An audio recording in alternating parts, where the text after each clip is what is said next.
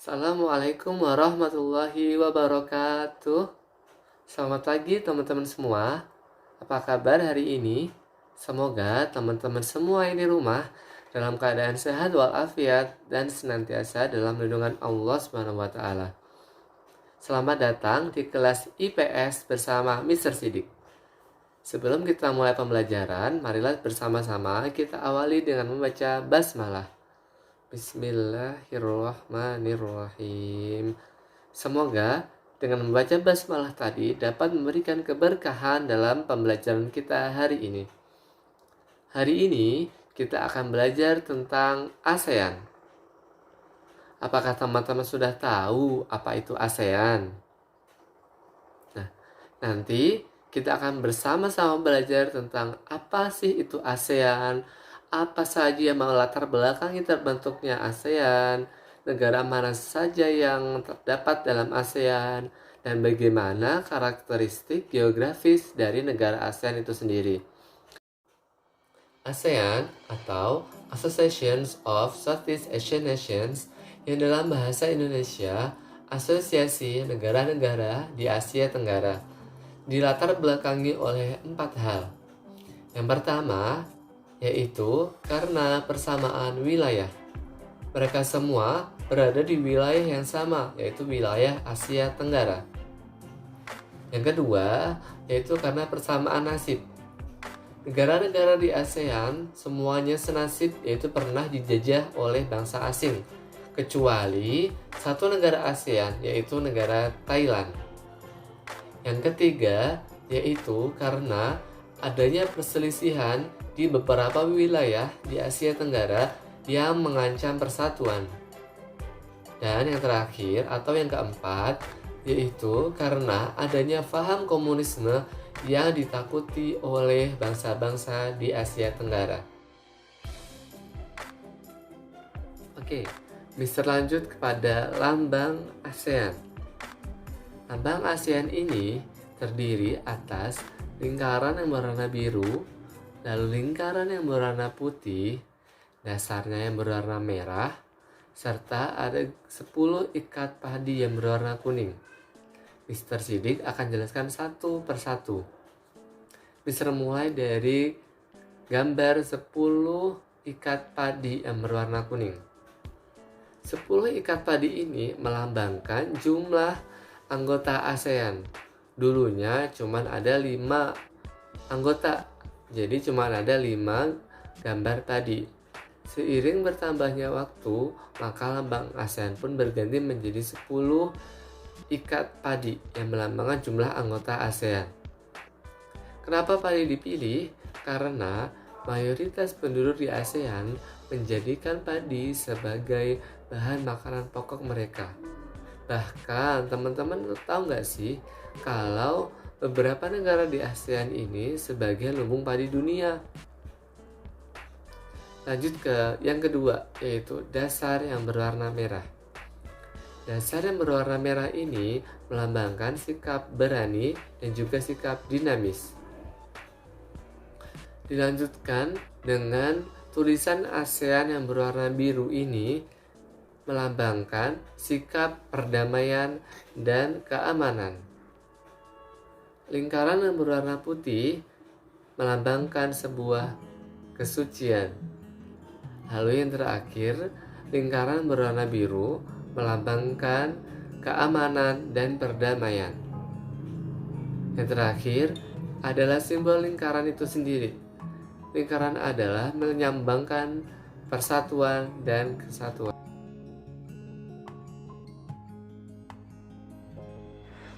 Oke, selanjutnya Mister akan menyampaikan tentang tujuan ASEAN. Berdasarkan isi deklarasi Bangkok, tujuan ASEAN adalah sebagai berikut. Yang pertama, mempercepat pertumbuhan ekonomi. Yang kedua, memajukan perdamaian dan stabilitas kawasan. Yang ketiga, meningkatkan kerjasama dalam bidang iptek. Yang keempat, meningkatkan kerjasama dalam bidang pertanian, industri perdagangan, transportasi, dan komunikasi. Yang kelima, memelihara kerjasama dengan organisasi-organisasi regional dan internasional.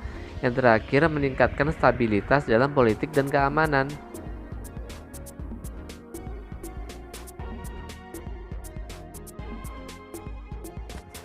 Untuk mencapai tujuan tersebut, ASEAN menjalin kerjasama dalam berbagai bidang. Kerjasama tersebut dilakukan berdasarkan prinsip-prinsip. Berikut prinsip-prinsip ASEAN. Yang pertama, saling menghormati kemerdekaan semua anggota. Yang kedua, mengakui hak setiap bangsa untuk hidup bebas tanpa campur tangan pihak luar. Yang ketiga, tidak mencampuri urusan dalam negeri tiap negara anggota. Yang keempat, menyelesaikan perselisihan secara damai. Yang kelima, tidak mengancam atau menggunakan kekerasan. Dan yang terakhir, menjalankan kerjasama secara efektif. ASEAN pada awalnya dibentuk oleh 5 negara, yaitu Indonesia, Malaysia, Singapura, Filipina, dan juga Thailand. Dari Indonesia diwakili oleh Bapak Adam Malik. Dari Malaysia, Tun Abdul Razak. Dari Singapura diwakili S. Raja Ratman. Dari Filipina diwakili Nartiso Ramos. Sementara dari Thailand diwakili oleh Tanat Koman. Mereka berlimalah yang mewakili dari setiap negaranya yang menyetujui deklarasi Bangkok sebagai berdirinya negara ASEAN. Setelah teman-teman memahami pendiri ASEAN, selanjutnya kita akan belajar tentang keanggotaan ASEAN.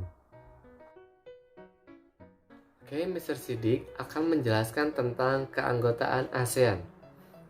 Keanggotaan ASEAN ini sifatnya terbuka kepada seluruh negara yang berada di kawasan Asia Tenggara. Semua negara yang berada di kawasan Asia Tenggara, asalkan mereka mau menyetujui prinsip ASEAN dan juga tujuan ASEAN, maka mereka boleh bergabung dengan ASEAN. Sampai saat ini, sudah ada 10 negara yang bergabung dengan ASEAN.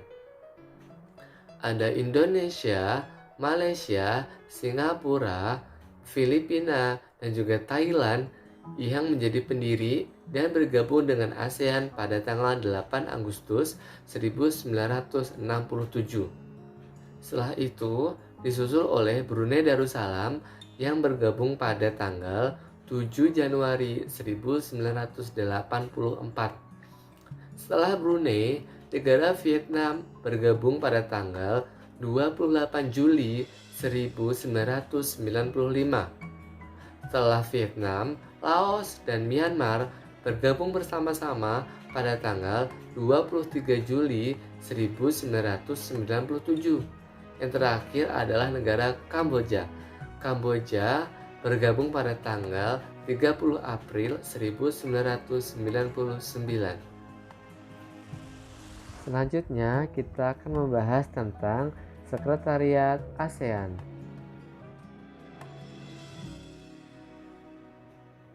Seiring berkembangnya kegiatan-kegiatan negara ASEAN, maka negara-negara ASEAN perlu memiliki sekretariat tetap. Berdasarkan hasil konferensi tingkat tinggi atau KTT di Bali pada tanggal 7 Juni 1976, maka disepakati adanya Sekretariat ASEAN. Sekretariat ASEAN ini berada di Jakarta, lebih tepatnya di Jalan Sisingamangaraja, Jakarta Selatan. Sekretariat ASEAN ini dipimpin oleh Sekretaris Jenderal yang akan diangkat secara bergilir dari negara-negara anggota ASEAN. Sampai saat ini, Indonesia sudah pernah menempatkan 3 tokoh yang menjadi Sekretaris Jenderal ASEAN. Nah, Mr. Sidik akan menampilkan siapa saja tokoh-tokoh yang pernah menjadi Sekretaris Jenderal ASEAN. Berikut tokoh-tokohnya. Berikut ini adalah daftar nama Sekretaris Jenderal ASEAN pertama hingga saat ini. Saat ini, Sekretaris Jenderal ASEAN adalah Lim Jok Hoi dari Brunei Darussalam. Nah, setelah teman-teman mengetahui tentang organisasi ASEAN, Sekretariat ASEAN, anggota negara ASEAN, kita akan mengenal lebih dekat tentang negara-negara anggota ASEAN beserta karakteristik geografis, ekonomi, dan juga sosial budaya. Kita akan mulai dari negara Indonesia, yang mana kita tinggal saat ini. Untuk mengetahui negara Indonesia lebih dekat, yuk sama-sama kita perhatikan peta berikut ini. Perhatikan peta berikut ini. Berikut ini adalah peta dari Indonesia. Ada Sumatera, Kalimantan, Sulawesi, Pulau Jawa, Papua, dan yang lainnya. Batas sebelah utara wilayah Indonesia adalah Singapura, Laut Tiongkok Selatan, Malaysia, Brunei Darussalam, Filipina, dan Samudra Pasifik. Di sebelah selatan berbatasan dengan Samudra Hindia, Timor Leste, dan Australia. Sebelah timur berbatasan dengan Papua Nugini dan Samudra Pasifik, sementara sebelah barat berbatasan dengan benua Asia dan Samudra Hindia. Ibu kota negara Indonesia adalah Jakarta. Sistem pemerintahannya adalah republik. Kepala pemerintahan dan kepala negaranya adalah presiden. Bahasa yang digunakan di Indonesia adalah bahasa Indonesia dan ada 652 bahasa daerah. Lagu kebangsaannya adalah Indonesia Raya.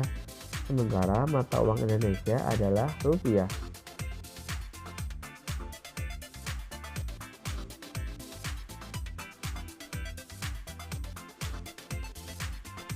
Karakteristik geografis Indonesia merupakan negara kepulauan sehingga memiliki banyak pantai.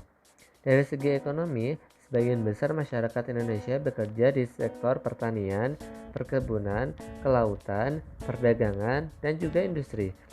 Sementara dari segi sosial budaya, Indonesia memiliki 652 bahasa daerah dan 1340 suku bangsa, tetapi mereka tetap bisa hidup berdampingan dengan damai. Karena di Indonesia berprinsip Bhinneka Tunggal Ika, berbeda-beda tetapi tetap satu juga. Wah, ternyata negara Indonesia kita ini sangat kaya ya teman-teman. Kaya akan budaya, kaya akan suku bangsa, kaya akan kenampakan alam, dan kaya akan lainnya. Negara yang kedua yang akan kita pelajari yaitu negara tetangga kita, yaitu Malaysia. Untuk mempelajari tentang Malaysia, yuk sama-sama kita lihat peta selanjutnya.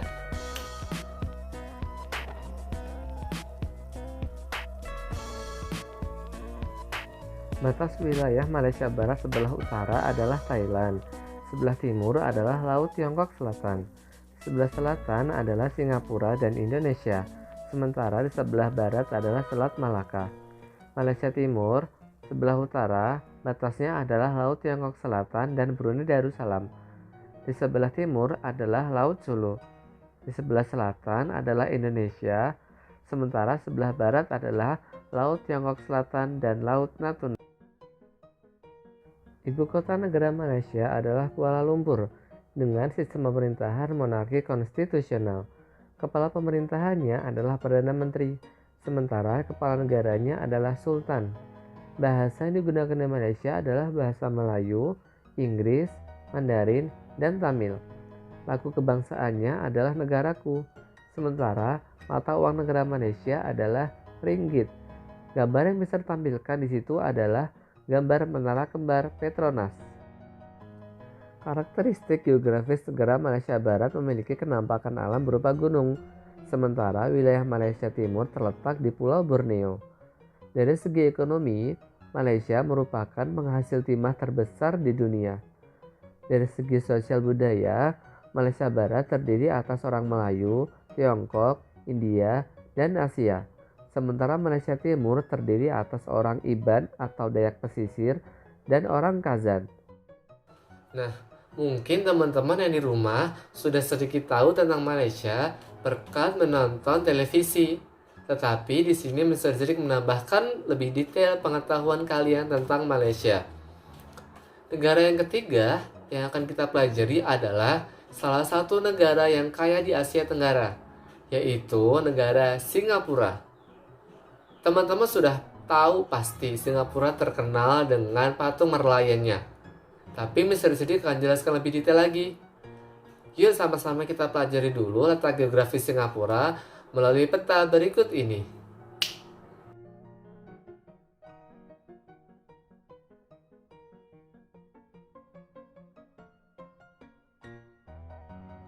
Batas wilayah utara negara Singapura adalah Selat Johor. Sebelah timur adalah Selat Karimata. Sebelah selatan adalah Selat Singapura, sementara sebelah barat adalah Selat Malaka. Ibu kota negara Singapura adalah Singapura. Sistem pemerintahannya adalah republik. Kepala pemerintahannya adalah Perdana Menteri, sementara kepala negaranya adalah presiden. Bahasa yang digunakan di Singapura adalah bahasa Inggris, Melayu, Mandarin, dan Tamil. Lagu kebangsaannya adalah Majulah Singapura, sementara mata uangnya adalah dolar Singapura. Gambar yang bisa ditampilkan adalah patung merlion. Karakteristik geografis negara Singapura adalah luas wilayahnya yang tidak lebih besar daripada negara Jakarta. Sebagian wilayahnya berupa dataran rendah yang rata.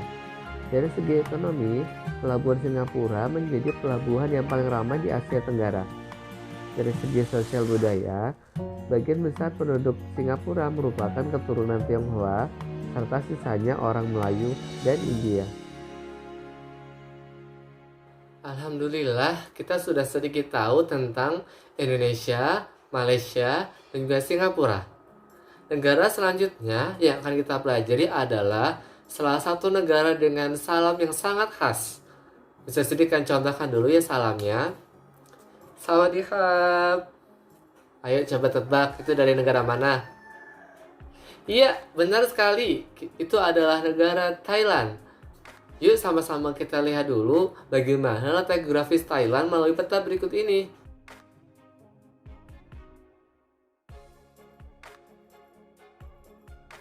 Batas wilayah utara negara Thailand adalah negara Myanmar dan Laos. Sebelah timur adalah negara Laos. Sebelah selatan adalah negara Kamboja dan Malaysia. Sementara batas sebelah barat adalah Laut Andaman dan Myanmar. Ibu kota negara Thailand adalah Bangkok. Sistem pemerintahannya adalah monarki konstitusional. Kepala pemerintahannya adalah Perdana Menteri, sementara kepala negaranya adalah presiden. Bahasa yang digunakan adalah Thai, Mandarin, Melayu, dan Inggris. Lagu kebangsaan Thailand adalah Pleng Chat Thai. Mata uang yang digunakan adalah baht. Sementara gambar yang bisa ditampilkan adalah Grand Palace, tempat tinggal para raja di Thailand. Karakteristik geografis negara Thailand adalah wilayahnya berupa dataran rendah yang subur karena dialiri sungai Chao Phraya. Dari segi ekonomi, Thailand merupakan salah satu lumbung padi atau penghasil beras terbesar di Asia Tenggara. Dari segi sosial budaya, sebagian besar warga Thailand adalah warga Thai dan Burma. Selebihnya adalah keturunan Tionghoa dan Melayu. Negara yang terakhir yang akan kita pelajari yaitu Filipina. Yuk sama-sama kita perhatikan dulu letak geografis Filipina melalui peta yang berikut ini.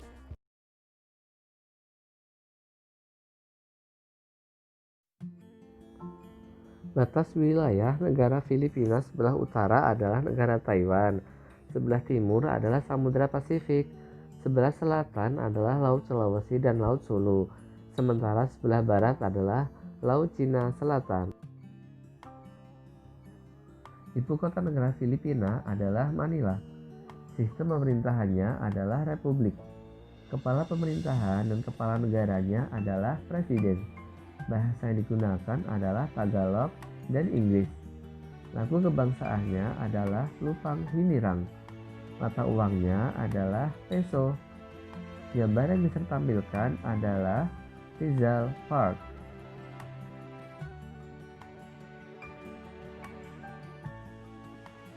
Karakteristik Filipina. Dari segi geografis, wilayah Filipina banyak memiliki pegunungan karena termasuk ke dalam rangkaian pegunungan Sirkum Pasifik.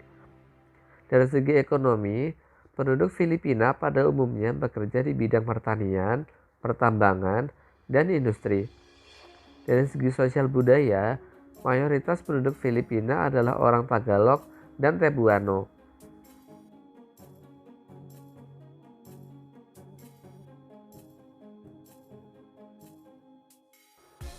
Alhamdulillah, pelajaran hari ini sudah selesai. Mr. Stick review dulu ya. Hari ini kita belajar tentang apa saja. Yang pertama, kita belajar tentang organisasi ASEAN. Yang kedua, kita belajar tentang karakteristik geografis, ekonomi, dan juga sosial budaya negara-negara ASEAN. Hari ini, kita belajar 5 negara dulu. Ada Indonesia, Malaysia, Singapura, Thailand, dan juga Filipina. Minggu depan, kita akan belajar 5 negara selanjutnya beserta karakteristiknya. Semoga hari ini teman-teman bisa menyerap pelajaran dengan mudah dan Allah Subhanahu wa taala memberikan keberkahan kepada kita semua. Kalau ada kurangnya, itu salahnya dari Mr. Sidik pribadi. Mr. mohon maaf. Kalau ada benarnya itu datangnya dari Allah Subhanahu wa taala. Marilah sama-sama kita akhiri dengan baca hamdalah bersama-sama. Alhamdulillahirabbil alamin. Sampai jumpa minggu depan. Assalamualaikum warahmatullahi wabarakatuh.